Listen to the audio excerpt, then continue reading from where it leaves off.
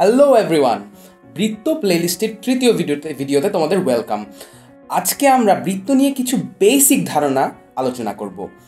প্রথম ধারণাটি হচ্ছে যে একটি বৃত্তে ব্যাস বাদে যে কোনো কর্ড বা যে কোনো জ্যা এর মধ্যবিন্দুর সাথে যদি তুমি কেন্দ্রকে সংযুক্ত করো, তাহলে যে রেখাংশটি পাবে বা লাইন সেগমেন্টটি পাবে সেটি জ্যায়ের ওপর লম্ব।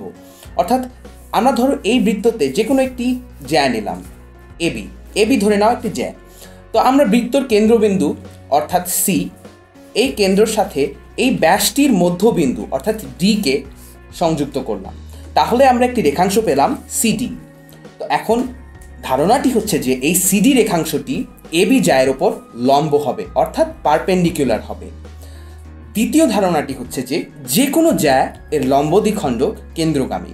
অর্থাৎ তুমি যদি একটি বৃত্তর যে কোনো জ্যা নাও, যে কোনো কর্ড নাও, এখানে এবি কর্ডটি নিয়ে আমরা চিন্তা করি, এই এবি কর্ডটি যদি আমরা লম্ব দ্বিখণ্ডক আঁকি অর্থাৎ পারপেন্ডিকুলার বাইসেক্টর আঁকি, তাহলে সেই পারপেন্ডিকুলার বাইসেক্টর বা লম্ব দ্বিখণ্ডকটি হবে হচ্ছে কেন্দ্রর মধ্য দিয়ে যাবে, অর্থাৎ সেটি কেন্দ্রগামী হবে।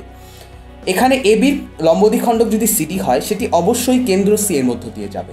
আমরা যদি অন্য যে কোনো একটি জ্যা নিতাম, ধরো আমরা এডি নামের আরেকটি জ্যা নিলাম, এই জ্যাটির লম্ব দ্বিখণ্ডক অবশ্যই কেন্দ্র দিয়ে যাবে, অর্থাৎ এর লম্ব একে যেটি পারপেন্ডিকুলারলি বাইসেক্ট করবে যে রেখাংশটি, সেটি কেন্দ্র সি এর মধ্য দিয়ে যাবে। তৃতীয় ধারণাটি হচ্ছে যে যে কোনো সরল রেখা একটি বৃত্তকে দুইটির অধিক বিন্দুতে ছেদ করতে পারে না। তুমি চিন্তা করে দেখো তো, একটি সরল রেখা কখনো একটা বৃত্তকে তিনটা বিন্দুতে ছেদ করতে পারে কি না? কোনোভাবেও কি তুমি সেটাকে সম্ভব করতে পারবে? তুমি যদি এখান দিয়ে একটা সরল রেখা আঁকো বা এখান দিয়ে একটা সরল রেখা আঁকো, কোনো দিনও একটি সরল রেখাকে একটি বৃত্তকে দুইটির অধিক বিন্দুতে ছেদ করতে পারবে? হ্যাঁ, একটি বিন্দুতে হয়তো পারবে, যখন সেটাকে শুধু ছুঁয়ে যাবে, টাচ করে যাবে, তখন একটি বিন্দুতে সেটাকে ছেদ করবে। কিন্তু কখনো কি তিনটি বিন্দুতে ছেদ করতে পারবে? পারবে না। তাহলে বৃত্তের তিনটি বেসিক ধারণা হচ্ছে এগুলো।